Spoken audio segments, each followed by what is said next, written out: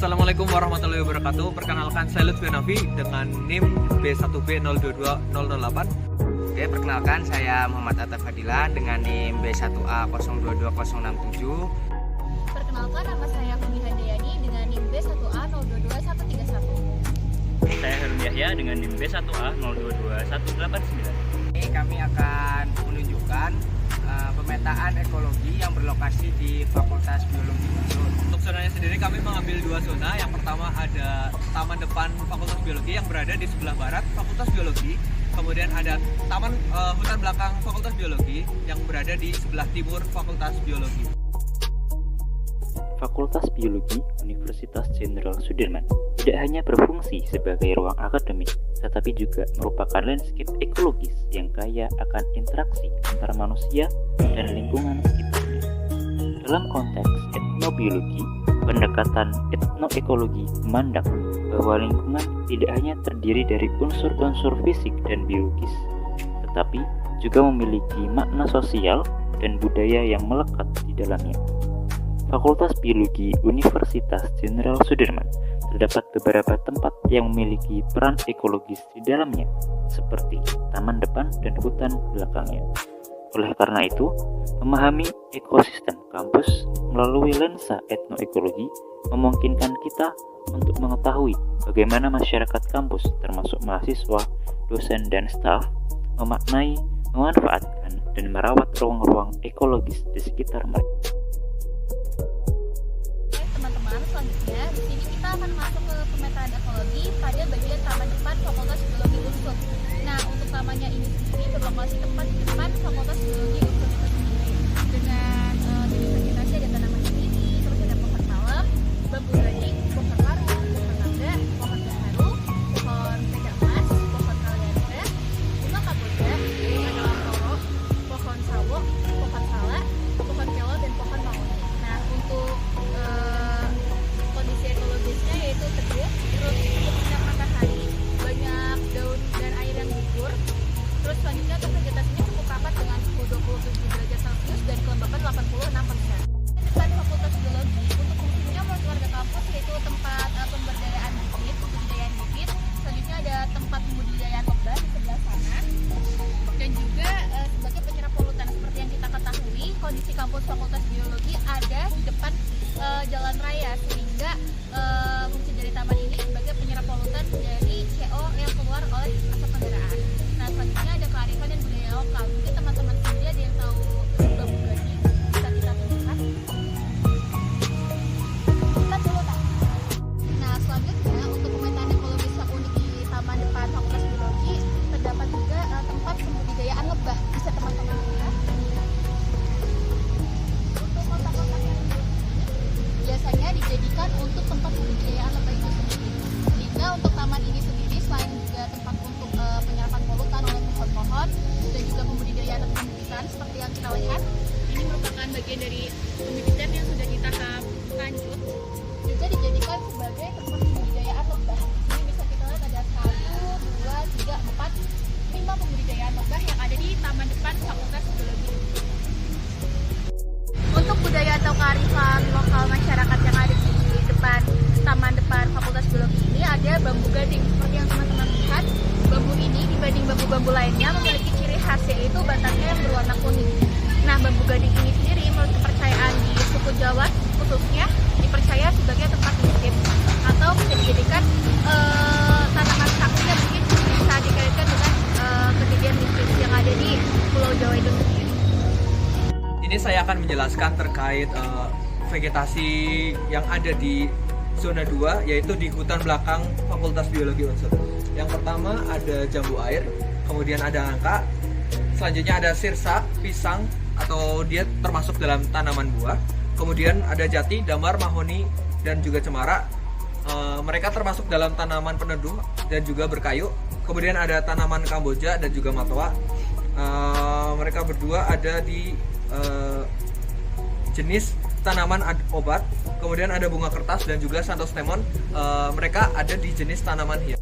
Untuk selanjutnya, saya akan menjelaskan kondisi ekologis dari bagian hutan belakang Fabio Unsur. Untuk kondisi ekologisnya sendiri, di hutan belakang Fabio Unsur ini termasuk tajuk yang cukup lebar dengan suhu antara 20 derajat hingga 28 derajat Celcius. Kemudian untuk kelembapannya sekitar 92%. Untuk selanjutnya, fungsi biasanya di hutan belakang Fabio Unsut ini digunakan untuk ruang belajar praktikal para mahasiswa Fakultas Biologi Unsut, kemudian salah satu tempat peneduh di kampus, dan hutan hijau kampus, serta tempat pembibitan untuk tanaman-tanaman yang akan ditanam di fakultas. Mungkin minta waktunya sebentar ya. Boleh. Buat jadi sebelumnya boleh perkenalan dulu nggak, namanya siapa sama prodinya dari prodi apa? Oh iya, sebelumnya kenalin aku Jalu dari prodi budidaya ikan. Nah, ini kami mau nanya nih, dari Mas sendiri tahu nggak untuk tumbuhan-tumbuhan apa aja yang ada di sekitar biologi gitu, dan juga manfaat-manfaatnya apa? Sekitar Fakultas Biologi sendiri ya, setauku ya Mas, biasanya di sini tuh ditanamin buah-buahan, ya, pohon buah jambu, terus beberapa yang lain pohon pisang. Tuh biasanya buahnya kita sering beliin sih gitu. Terus buat tanaman bunga ya, biasanya setauku tanaman bunga kayak bunga sepatu, terus tanaman bunga iler itu buat praktikum sama teman-teman anak biologi lainnya. Bisa buat praktikum ya? Yoi. Kalau dari Mas sendiri tahu nggak kayak yang di sekitar Fabio ini ada tanaman apa aja yang kayak budaya atau mitosnya itu yang sering diketahui orang? Wah, mitos ya. Aku kurang tahu pastinya, tapi kalau misalnya kata kebanyakan orang, tanaman bambu, pohon bambu yang kuning itu dia katanya Bambu kuning ya? iya, mitosnya sih itu yang buat sajian kah? Ya enggak ya? Iya, biasanya emang bambu kuning Iya. emang biasanya dikaitin sama pasar. Hal yang mistis. Iya, aku setauku itu doang deh. Kurang lebih kayak gitu sih Mas.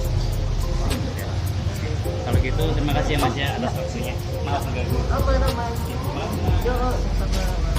Sama ini pohon yang tinggi ini bunga kantil.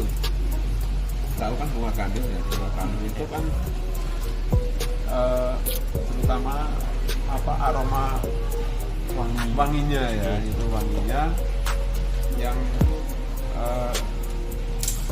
kadang bisa digunakan untuk lihat pengantin kan, terus untuk kayak pelengkap kayak orang-orang kampungan kayak sesaji atau ya kebutuhan yang sifatnya untuk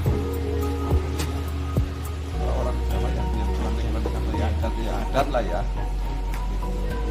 Nah, untuk mitosnya untuk tanaman ini cenderung kan ditempati sama barang-barang yang sifatnya nggak kelihatan, mistis kata orang.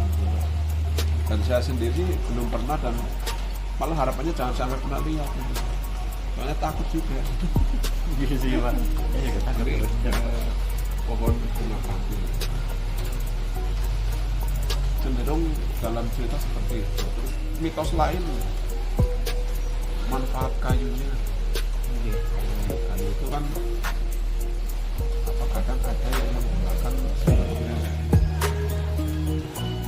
orang yang kayak jadikan nama itu nggak tahu untuk perlengkapan apa.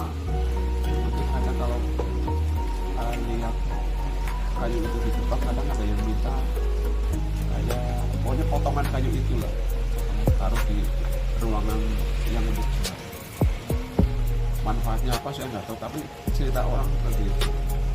Ini salah satunya tanaman yang ada di lingkungan biologi. Terus tanaman ini yang ada lagi bisbul. Bisbul. Namanya bisbul apa ya? Kita pernah dengar cerita juga, itu juga ada manfaatnya. Buah, jenisnya buah itu ya. Untuk apa ini ya? Pokoknya untuk kondisi perut lah ya. Obat ya.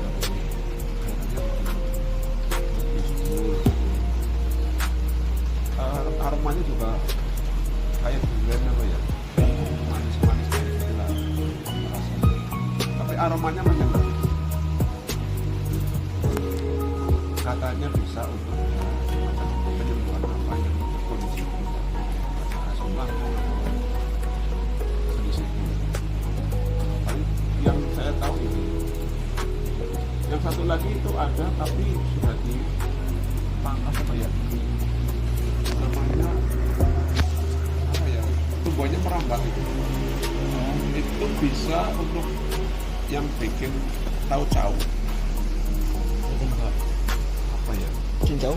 Cincau. Oh, Tapi yang hijau. Nah, itu kadang juga ada orang nyari daunnya untuk dibuat cincau. Kan banyak juga pedagang cincau. Ini salah satunya manfaat yang tidak dibuat apa minuman apa ya? Itulah. Iya Pak. Kalau kayak kelengkeng kan apa ya? Nah, inilah ya kelengkeng. Kelengkeng itu juga ada jenis sawo itu. Pernah makan belum? Belum kalau Yang kuning itu ya. Ya itu sawo apa kata Pak Puji itu Pak Puji kan adiknya nih. Sawo mentega. Rasanya itu persis kala rambat. Kala rambat yang direbus atau